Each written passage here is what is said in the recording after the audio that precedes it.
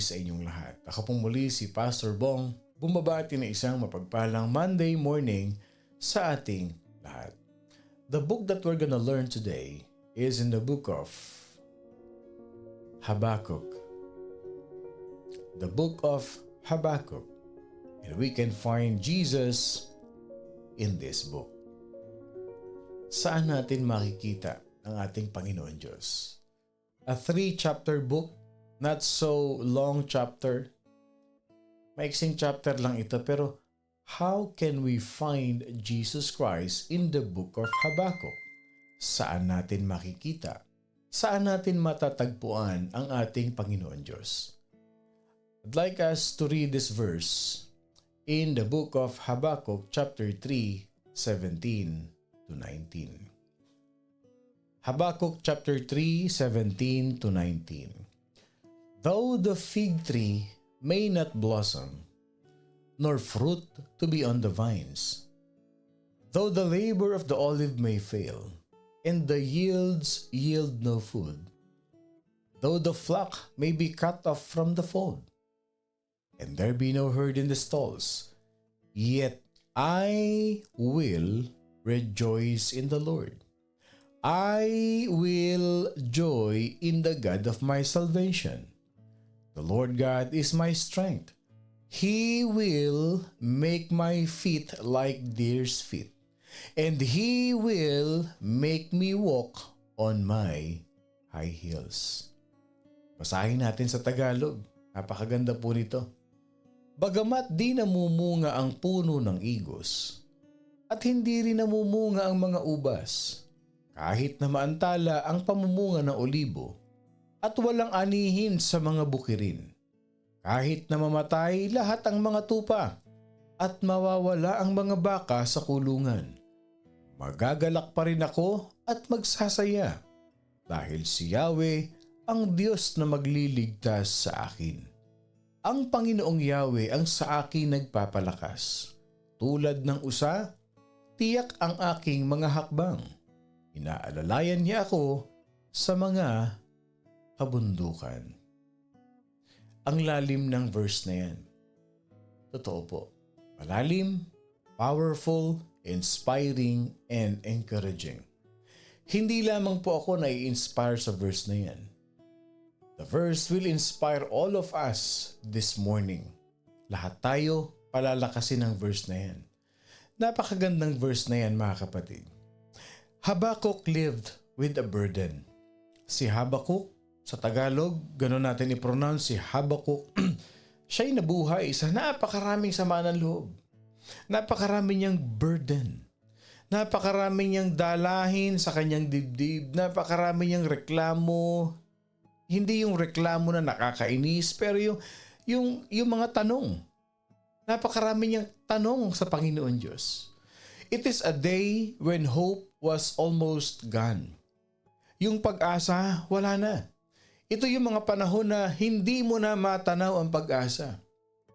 Yung sabi nga nung kanta, malayo pa ang umaga, di matanaw ang pag-asa.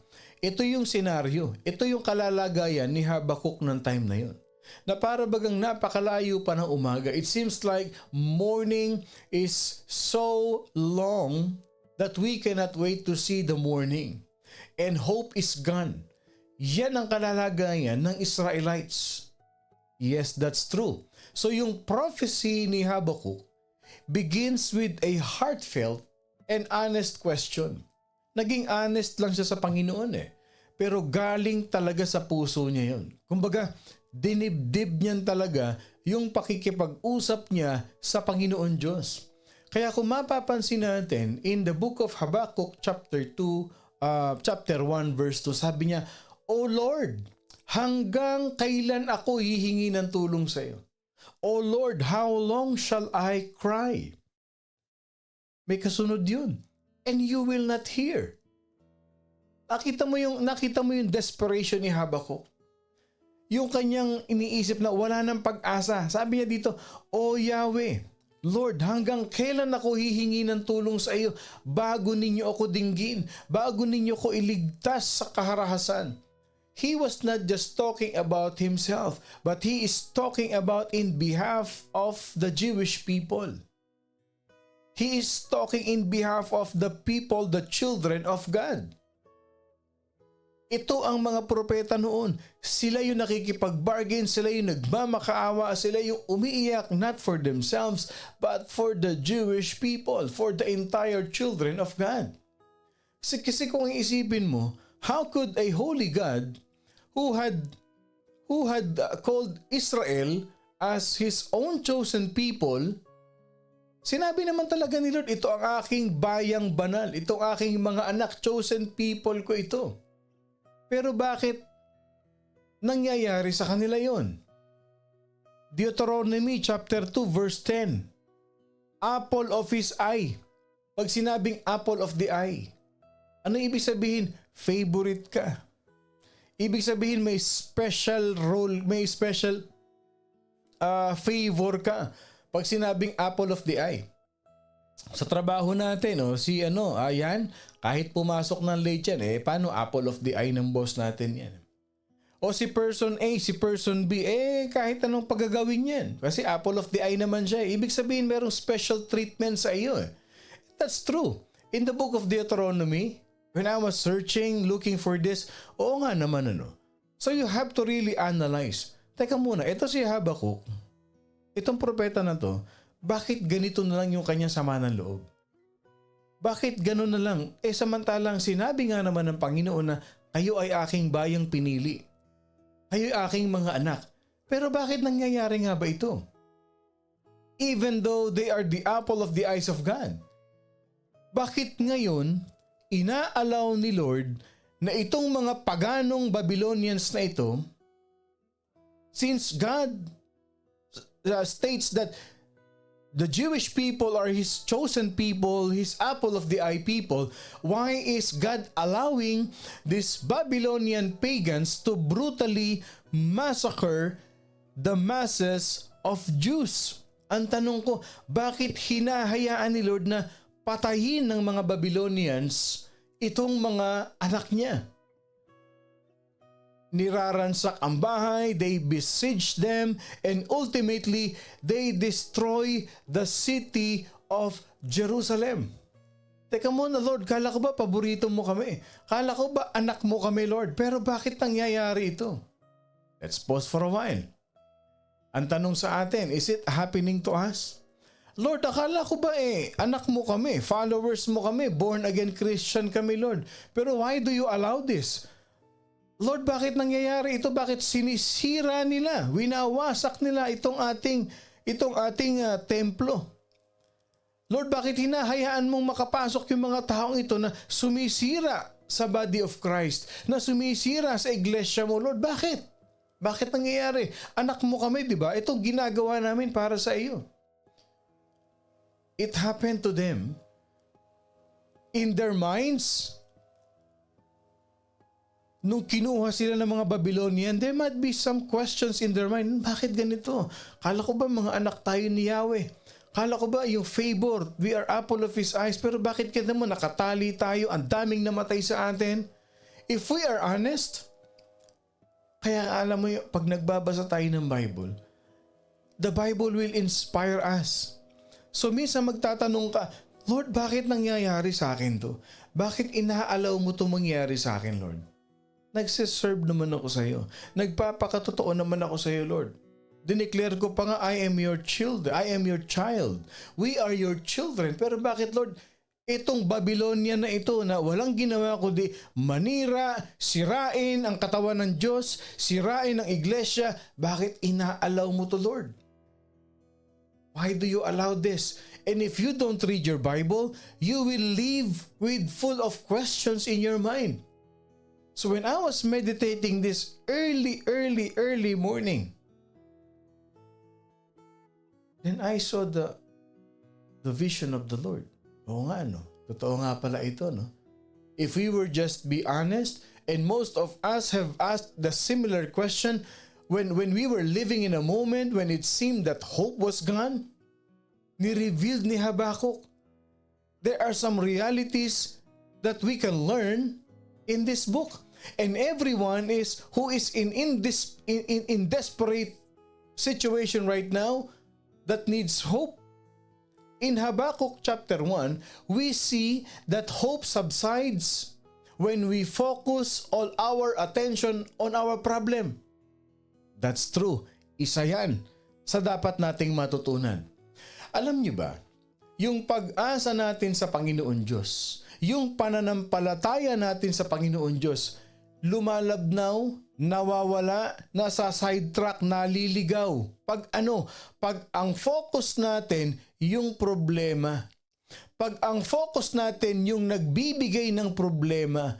Pag ang focus natin yung nagiging resulta ng problema, you don't focus on the problem, you focus on the problem solver. Sino yon? Si Jesus Christ. You focus on Jesus. And Jesus will make a way. Jesus will clear the path. Walang maliit, walang medium, walang large na problem sa Panginoon. They are all the same in the eyes of God. Kaya tayo minsan nadederail tayo, nadidefocus tayo. Bakit? Kasi we focus on those things which is unnecessary. We focus on the necessary things which is serving the Lord, praising the Lord, worshiping the Lord, and obedient to God. Ang problema nandyan yan. The reality of life is this: hindi mauubos, matatapos, mababawasan. Andyan lahat yan, mga kapatid. I'm telling you this. Nandyan yan. At dumadating yan para mawala ka sa focus. Mawala ka sa focus ng paglilingkod mo, mawala ka sa focus ng pagsaserve mo, mawala ka sa focus ng pananampalataya mo, because the devil wants to steal, to kill, and to destroy all of us. And once we are out of focus, ayun na. Unti-unti nang gagapang. I-snatch ka na ng kaaway kasi na out of focus ka na. The message yesterday is a very timely thing. Tignan ninyo ha. Tignan ninyo kung paano na out of focus si Habakkuk. I'll show you here.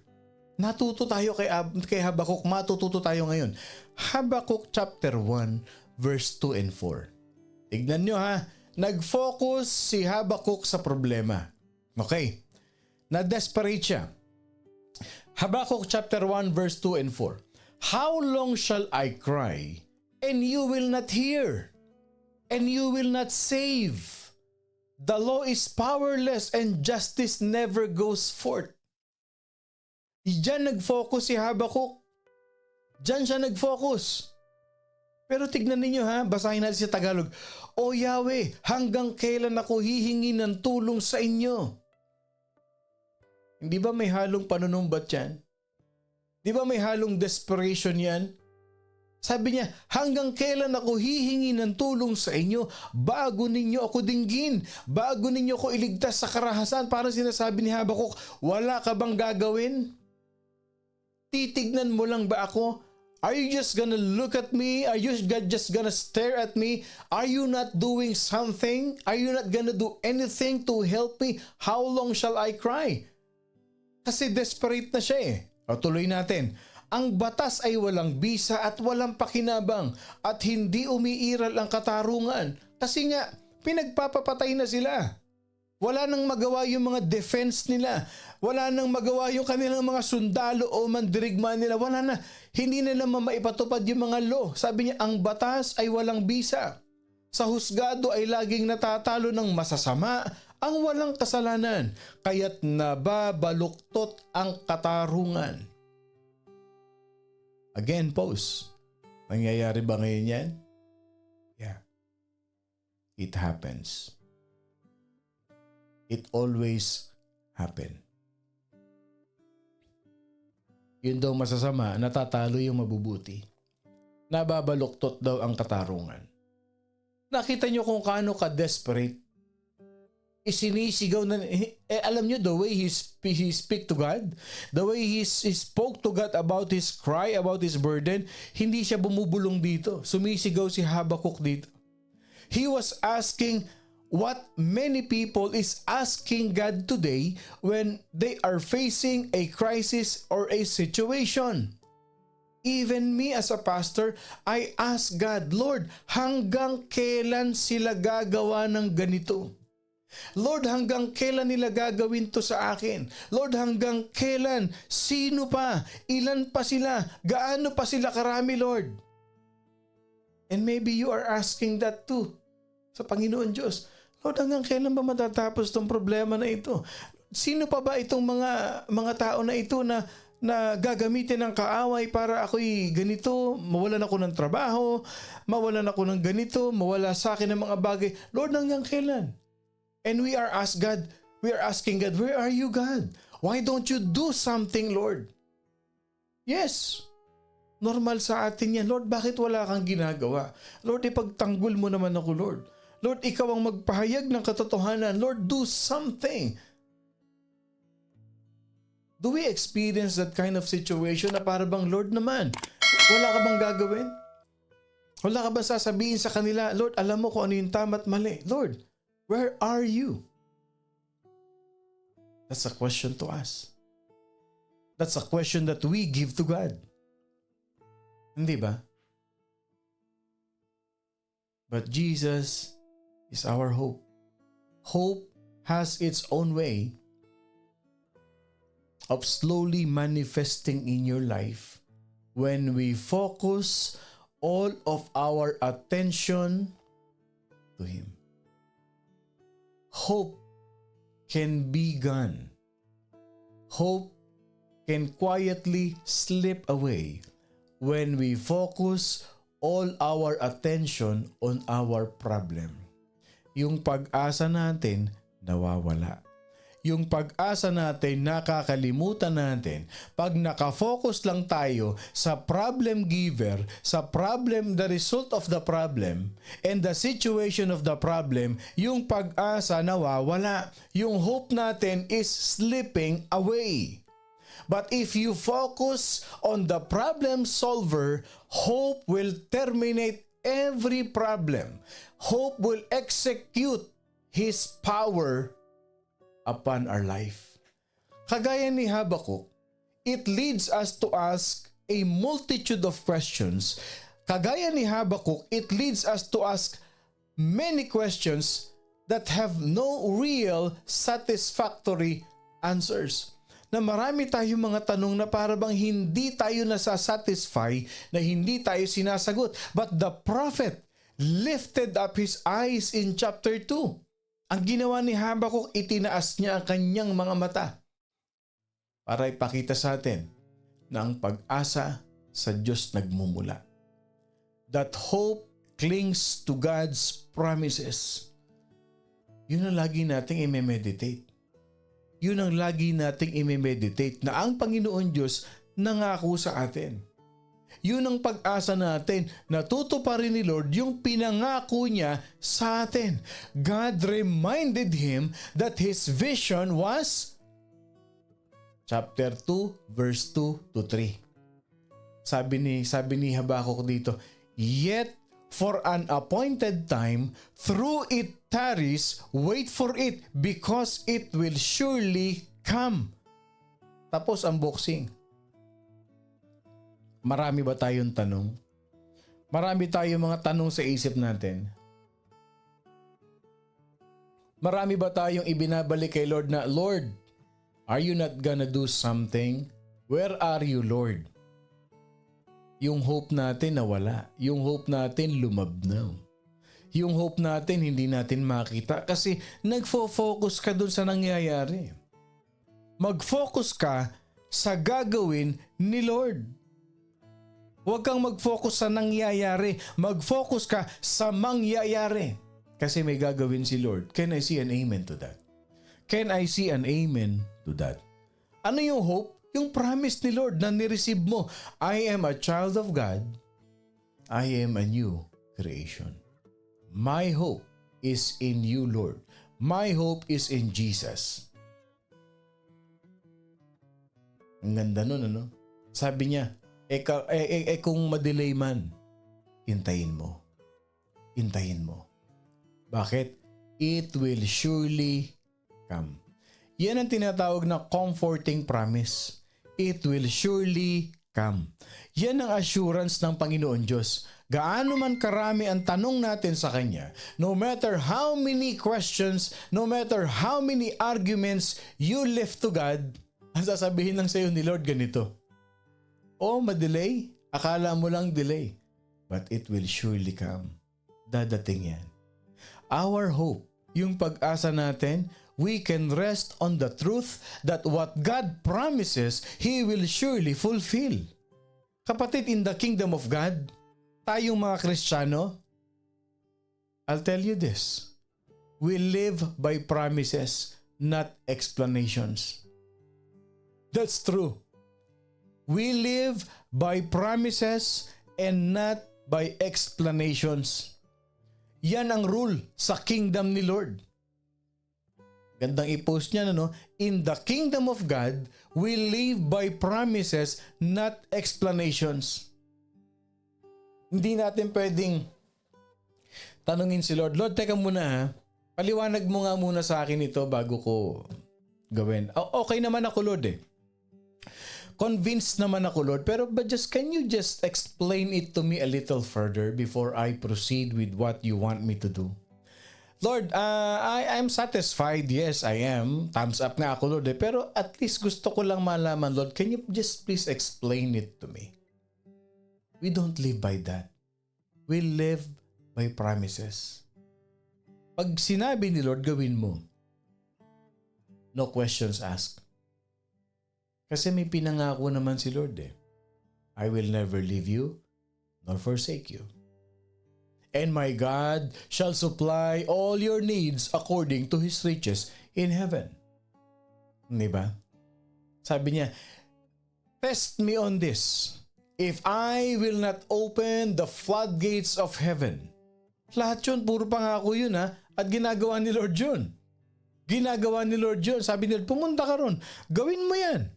Gawin mo lang. Oh Lord, teka, gagawin ko to. Pero konting lang, konting explanation lang, Lord. Just to suffice my doubts and my worries. Sabi ni Lord, gawin mo nga. Di ba pinangako ko sa'yo, I will never leave you nor forsake you. Si Naaman sa Book of Kings, 2 Kings chapter 5. Okay? Naaman almost missed his cure because he was looking for an explanation. Gusto niyang gumaling. Okay? Gusto niyang gumaling kasi meron siyang ketong. So when God gave him a promise na kung ilulubog mo yung sarili mo dyan sa Jordan River, 7 times, lulubog, lilitaw, magagaling yung ketong mo. Yung leprosy mo, gagaling. Pero ginawa niya, sumunod siya. Though there was no explanation, but he obeyed. Kung hindi niya sinunod yun, sabi niya muna, teka muna. Ano namang significant no na maglulubog litaw ako sa Jordan River? Ano yun? Wala man lang ba akong gagamiting dahon na itatapal? That is the same water that we use whenever we pass by sa Jordan River. Anong significant niyan? Paano ako gagaling? Paliwanag mo nga sa akin, Lord. Sasabihin ni Lord, may nilagay akong ano ngayon dyan, formula. Doon ka sa part na yun kasi binudbud ko rin yung powder. Hindi ganun eh. Ano sabi sa kanya ng propeta? Pumunta ka ron sa Jordan River. Lumubog ka ng 7 times. Though he needed an explanation, but he obeyed. There will be times in our life when all we have are the promises of God. Survey lang. And I want all of us to be honest. Kasi alam niyo, bilang pastor, this is how I live. At tayong mga Kristiyano, may mga point ng buhay tayo. Dumarating tayo sa punto ng buhay natin na walang-wala na tayo. Dumadating tayo sa point ng buhay natin na hinang-hina na tayo. Pagod na tayo. Up to the point na sawang-sawa na tayo sa nangyayari sa buhay natin. At ano na lang ang natitira sa atin? Yung pangako ng Diyos. Ilan sa atin dito na dumating tayo sa point na yan na naubos ang lahat? Yung pag-asa natin bagsak na bagsak na. Pero na-realize natin, ang tanging natitira na lang sa atin, yung pangako ng Diyos. Can I see an amen? Nandun ka sa hopeless situation mo, pero ni-remind ka ni Lord, di kita iiwan, di kita pababayaan. How many of us have experienced that? Na ang natitira na lang sa'yo, pangako ng Diyos sa buhay mo. Ilan sa atin na naka-experience yan? How many of us are experiencing that kind of situation in life na parang, Lord, wala na talaga. Lord, wala na po. Wala na pong natira, Lord God. Ang natitira na lang sa akin, Panginoon, yung pangako mo sa akin. That's true. That you are in a situation na hindi mo na kayang umahon sa sarili mo. Hindi mo na kayang tulungan ang sarili mo. Wala nang taong kayang tumulong sa iyo, pero pinaalala sa iyo ng Panginoon. Teka muna anak, di ba pinangakuan kita? Yun ang panghawakan mo anak. Yun ang panghawakan mo. Yes, they can do a lot to you. But I can do more than that to you. Kasi may pangako ako sa iyo. Alam niyo mga kapatid, hindi natin kailangan ang pangako ng mga tao sa buhay natin. Ang panghawakan natin, ang pangako ng Diyos. At ang pangako ng Diyos, ang pag-asa ng Panginoon dumarating sa atin. Hope comes when we cling. When we cling. Hope comes when we depend. Hope comes when we have faith to the promises of God. Dumadating ang tulong. Dumadating ang pag-asa pag tayo'y nananangan sa pangako ng Diyos. But there is more. There is more. Hope realizes that God is in total control. Totoo yun. Yung pag-asa natin, papasok sa isip natin yan. Marirealize natin yan na hindi. Si Lord pa rin na may control sa nangyayari. Si Lord pa rin na may control sa church. Si Lord pa rin na may control sa family ko. Si Lord pa rin na may control sa trabaho ko because I have that hope that God will fulfill His promises to me. Ito na, sabi ni Habakkuk. Habakkuk chapter 2 verse 20. The Lord is in His holy temple. Let all the earth keep silence before Him. Pinangaralan niya yung sarili niya. Teka muna, bago ka magsisisigaw, bago ka magalit, bago mo tanungin, bago mo sumbatan ng Panginoon Diyos, the Lord is in His holy temple. Ano sabi niya rito? Si Yahweh ay nasa kanyang banal na templo. Tumahimik ang lahat sa harapan niya. Manahimik ang buong sanlibutan sa kanyang presensya. Tapos, ano problema mo? Ano kino-complain mo? Kanina ka pa dyan, nag-iiyak ka. Ano yan? Ano sinasabi mo na yan? Dapat mong malaman na ang Panginoon Diyos nakaupo sa kanyang banal na templo. God is in control. God is in control. Hope assures that God will never abandon His throne for us. He is still in control. Makikita man natin na evil may triumph, may appear to triumph. Nakikita man natin na yung kasamaan. Nakikita rin na nanalo. But it's just for a while. It will not last. God still reigns over men. And our hope put its faith in this what? Honored truth na tinatawag. Christ is our hope. Christ can see tomorrow, but we cannot. So ano sabi ngayon ni Habakkuk? Tinapos niya yung libro. tinapos niya yung propesiya niya. Nag-umpisa sa reklamo, pinatahimik ang sarili. Basahin natin. Habakkuk chapter 3 verse 17 to 19.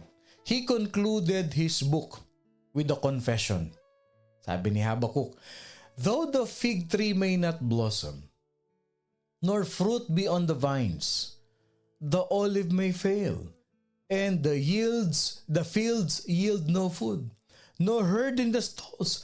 Yet I will rejoice in the Lord. I will joy in the God of my salvation. He will make my feet like deer's feet, and He will make me walk on my high heels.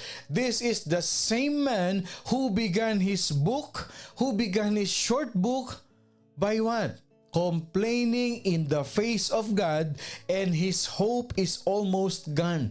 Siya rin yung nagsabi nung una na wala ng pag-asa. Siya rin ang nagsabi na mananangan ako sa Panginoon. Now he had found hope in the Lord, and he could see what will happen. Kaya ano matutunan natin dito? He could say the two I wills. May two I wills dito. Ano yun?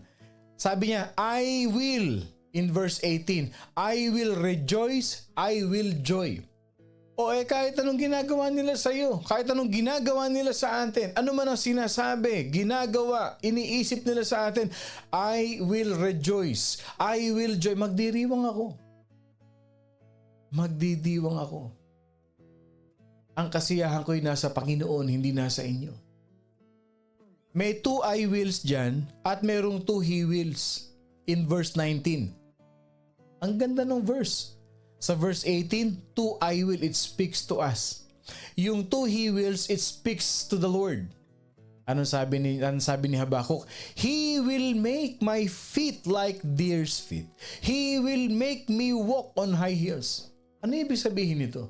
He will enable me like the deer to walk high up on a mountain climb. And any obstacles that comes my way, I will be able to stand and endure, mga kapatid. Kaya kung mapapansin ninyo yung paa ng deer, hindi nyo ba nakikita yan sa mga documentary film, yung mga National Geographic? Magtataka kayo yung mga deer, umaakyat dun sa napakatarik na mga bundok. Kasi maisingit lang nila yung kuko nila, nakakatayo na sila. Kaya hindi sila maabot ng mga predators, yung mga kakain sa kanila. Kasi pag nagpaka-gilid-gilid na sila ro sa bundok on a steep mountains, rocky mountains, maisingit lang nila yung kuko nila, survive na sila. Yan ang sinasabi ni Habakkuk, bibigyan tayo ng paa na parang usa. Walang obstacle, maisingit lang natin yung paa natin, matibay na tayo, makakatagal tayo. God will lead us on a higher ground. Hope lives in the lives of each and every one of us when we realize that the truth of those phrases. Ano yung small phrases na yan sa verse na binasa natin? And even in the entire Bible, we can see, and it came to pass, lilipas din yan. Mapapagod din sila. Mangangayaw din yung mga yan. Pag nakafocus ka kay Jesus Christ, magsasawa rin sila. Pero i-focus mo yung tenga mo sa kanila, i-focus mo yung mata mo sa kanila, naku, tuwan-tuwa yan. I-focus mo kay Jesus Christ. No matter what you say, no matter what you do, ignore you. I will focus on Jesus Christ. Whatever it may be that tries to take away our hope, it will not last. It will come to pass.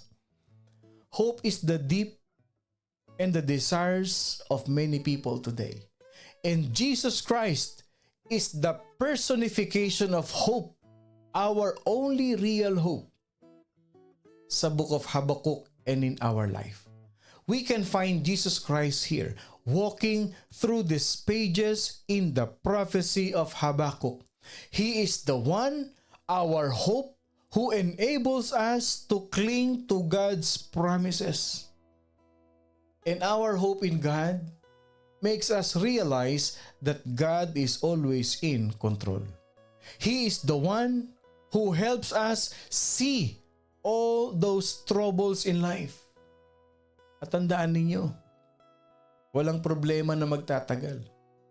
It will all come to pass. Kaya wag na kayo magbabad, wag niyong tambayan yung problema. Pass it by. It will all come to pass. And when you were able to pass it, you were able to go through with it, your day will become brighter and better every day. Huwag aalisin ang hope kay Jesus Christ. Kasi yan na lang ang meron tayo. We don't live in explanation, but we live with the promises of God in our life. Jesus is our hope. He is our only real and lasting hope. My prayer and my desire that as we learn to focus on the Lord, mag-focus lang tayo na yung dadaanan natin ito. When we start our race, focusing on Jesus Christ, yung track natin ito knowing God, trusting God, obeying God, hope in God, the love of God, the grace of God, the mercies of God, the favor of God, the provision of God, and God will never leave you nor forsake you. Yan dapat ang dinadaanan natin. Huwag na tayong dumaan sa lumiko pa sa kaliwa o sa kanan, madistract tayo ng kung anuman, kung sino man sa buhay natin. Let that be a lesson for us today. Yes, we will find troubles. We will find ourselves asking God so many questions. But find time also to realize that God is our hope. Magandang umaga pong muli sa inyong lahat. Ako pong muli si Pastor Bong. Bumabati na isang mapagpalang Monday morning sa ating lahat. Laging tatandaan ang pag-asa natin na kay Jesus lang. And I want all of us to focus on Jesus alone. Tayo madistract sa gawa ng kaaway. At wag na wag kakalimutan, we are blessed by God. I love you all mga kapatid with the love of the Lord.